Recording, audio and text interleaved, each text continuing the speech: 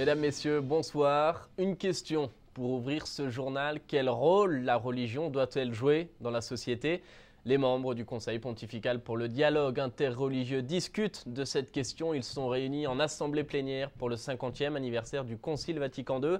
Le thème de cette réunion est largement d'actualité. Au Québec, le gouvernement veut interdire les signes ostentatoires pour les employés de l'État.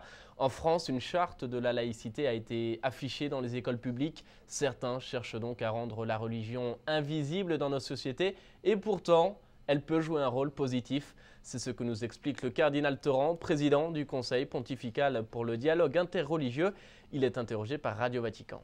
En Europe, surtout, on a l'impression que la religion est un problème. Or, les religions sont des richesses. Et lorsque les croyants se mettent ensemble, ils sont comme un ferment dans la société. Et très souvent, comme je l'ai dit dans mon discours d'ouverture, les religions constituent des espaces d'écoute, de partage dont la société tout entière bénéficie. Elles enseignent le respect de la personne humaine, le respect de ses droits fondamentaux, l'attention à la création, la question de l'écologie. Elles contribuent aussi à relativiser le politique et l'économie. Et puis le fait de vivre en communauté, d'être une communauté de croyants, eh bien, ça favorise aussi la cohésion sociale d'un pays. Donc je dirais que les religions sont des facteurs de progrès humain.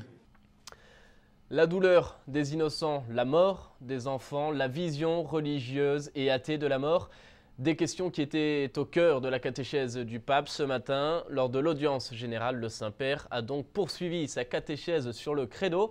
Je vous propose d'écouter un résumé.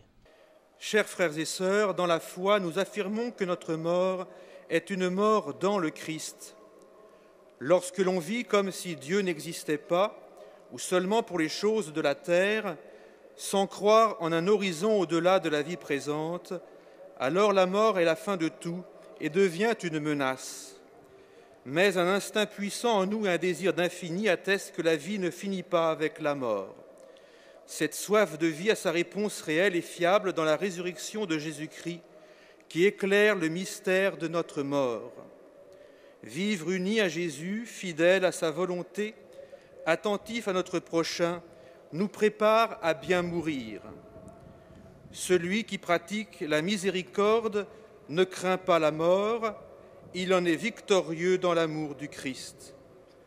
Nous pourrons alors affronter avec espérance et sérénité ce passage, nous confiant comme Jésus entre les mains du Père.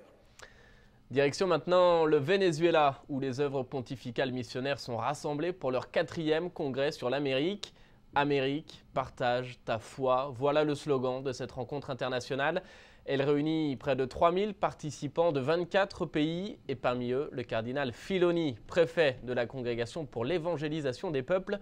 Notre envoyé spécial Pedro Guevaraman s'est entretenu avec lui, écoutez-le. Les Canada du Nord, qui sont les plus difficiles, je pense, pour le climat, pour les distances, pour la culture, pour le peuple, sont encore des diocèses qui sont dans notre attention et notre cœur.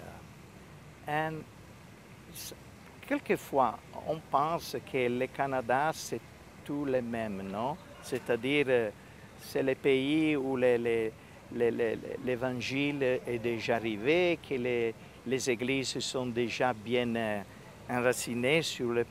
Oui, c'est vrai, mais il y a encore le nord du pays qui attendent une attention spéciale pour l'évangile, pour annoncer l'évangile et pour donner à cette église qui sont particulières un engagement avec toute l'église.